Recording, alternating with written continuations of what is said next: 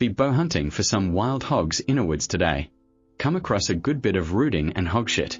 Freepork.jpg. Continue along game trail, and see what looks to be a fuck-huge tarantula, but on a limb overhanging the game trail. Never seen a tarantula in that situation before, but I know dick about spiders, so I decided to approach it slowly. See actual pic related, realize it's someone just fucking around, have a giggle and continue. See a few more spooky skeletons. See more and more rooting and hog sign, hell yeah. Suddenly hear rustle in the foliage. A wildhog appears. PNG.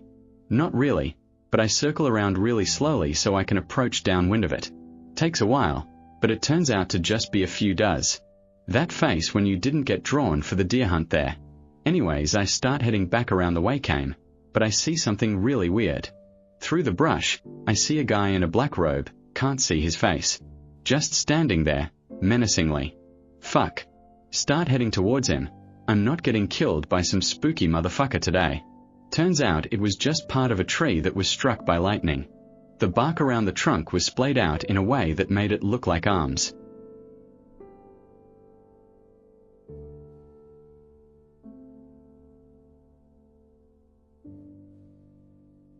I don't know if it's bush jitters or just a particular part of the bush that puts the shits up me. Be waiting in some ferns near nightfall, waiting for deer to walk out from the dripping bush. Air is very still.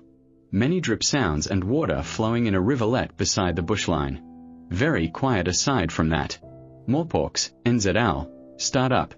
Very bad juju to look upon them. The bush at this part is very old and near the edge of the farm, and the way in funnels you towards it, like a hungry mouth ready to swallow you up. Still very still, no wind at all, night is descending, no deer so far. Look into mouth of bush, there's fog slowly rolling uphill from it, the thick impenetrable kind. Nothing makes a sound at this point, I can hear my heart slamming in my chest. Wait there till it's dark enough for me not to make out the 44 sights, wander home. Not spoopy, just minor weird shit. Be elk hunting in Idaho. Back deep inner woods, isolated and rough fucking terrain. Camp on a ridgeline overlooking valley. Guy in our party is compulsive bullshitter. Former USMC reserve, short man's complex, nearly deaf from shooting .44 mags without hearing protection, because is not a pussy. Buddy of mine and I are standing on ridge after rain. Suddenly a plume of mist starts rising from below us. Must be a campfire down there burning wet wood. Fuckle.jpg. Came all this way just to share woods with some other bunch of shitheads. Short Marine goes to investigate. After several minutes, Buddy and I see discrete plumes rising from several spots across valley. Some odd natural phenomenon. Never seen it before or since. Short Marine comes stomping up trail cursing. Yep, we are not alone. I heard voices. Looks of grave concern all around. Spend rest of night curled up with Raifu hoping that voices don't tell him to kill us in our sleep. Spend years afterward telling the legend of the phantom firestarters. My buddy, incidentally, is former active duty USMC and thought the Short Marine was full of shit. Short Marine is now a nationally known custom gunsmith. Haven't seen him in years. My friend is good at bugling elk. Just fucking around the next morning, he practically called one into our campsite. Lots of crashing in the bush. Then the Short Marine got excited and started jabbering. That bull was gone in an instant and we never saw him. Burned a lot of calories, ran low on food, lived on elderberries for a day.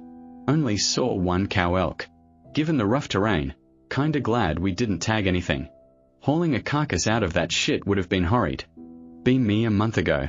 Heard about urbex, want to check out semi-forbidden areas. No abandoned buildings near me. Eventually find out about a large drain pipe grate that empties into the nearby river. Have to wade along the edge of the river for a bit, headlamp and shitty skateboard in hand. Find it and crawl inside. Not too cramped, but you can't move very fast. Going for 25 to 30 minutes past a few drainage grates manholes. Well out of sight of exit. Headlamp flickers. Engage 100 BPM. Get out backup flashlight because I'm not retarded, of course I brought a backup. Headlamp flickers again just as I get close to what looked like a really neat cistern. Goes out entirely. Totally black for 3 to 4 seconds while I fumble with backup light. Huge rush of air against my face, like someone had just turned on a big box fan for a few seconds. Freak out, almost drop light. scramble to turn around, scoot towards exit as fast as fucking possible. The worst part was how long it took, how slow I was. I couldn't get those images of spindly movie monsters that move like spiders, quick and darting. It was like an injured seal floundering along and a shark under the surface of the water. The faster I went the louder it got, which just freaked me out more. Desu. Might go back, but I'd bring a friend.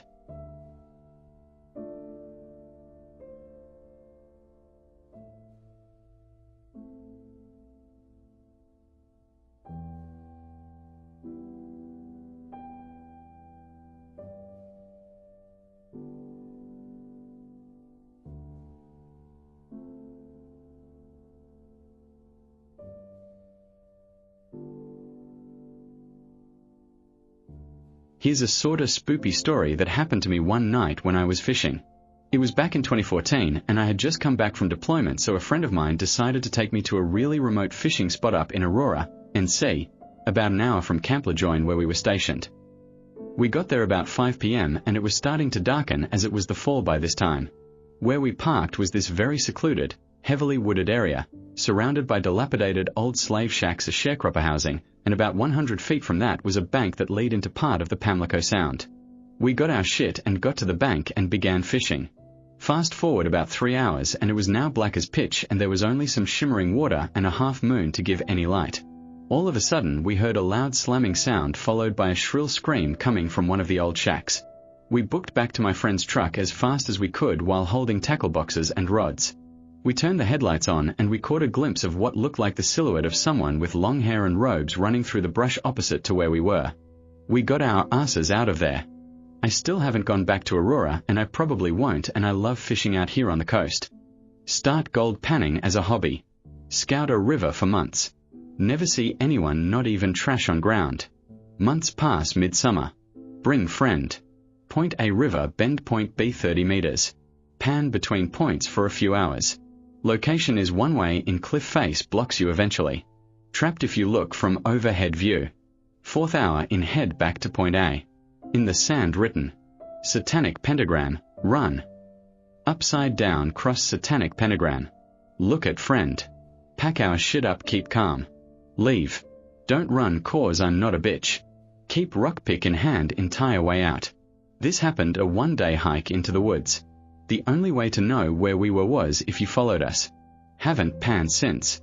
Be me, 18, summer after freshman year of college. Friend's dad has huge property in the middle of Wyoming. There's no civilization for miles, basically anprim.jpg. Me and the boys hiking around heavily wooded area just for shits and giggles, only carrying a .22. Middle of night hear screams of pain and agony and howls, so loud. Unlike anything I've ever seen before. Me and friends huddling like fags.